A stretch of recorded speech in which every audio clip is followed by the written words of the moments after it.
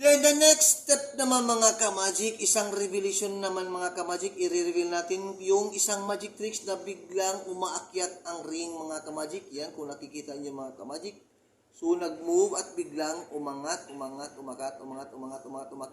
So, ang tutorial nito mga ka-magic is, kumuha ka lang ng putol na rubber band, tapos ring, any ring mga ka-magic, dapat ay marunong kang mag-adjust at mag-control na hindi mo to makikita, ay hindi makikita sa harap.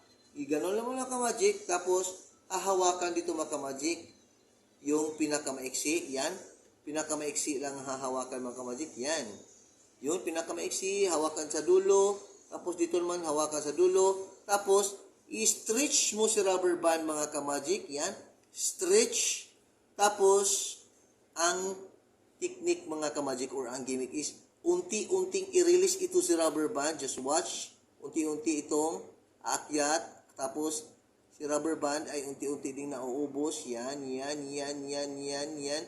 Yun. Again, gawin naman natin ulit mga ka-magic. Ganyan. Maiksi lang. Ahahawakan mga ka-magic. Yan. Iksi. Maiksi na rubber band.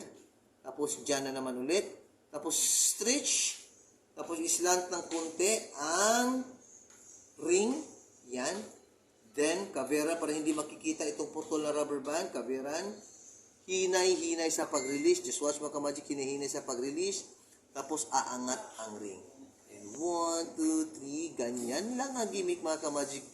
Thanks for watching and Viva Jesus. I hope you are enjoy at may natutunan naman kayong bagong magic tricks. Again, kavera naman natin ulit. Yun lang mga ka-magic. Yun. And look what will happen just like yun umaangat yun. Thanks for watching mga ka-magics and see you for the next episode mga ka-magic. Vivat Jesus!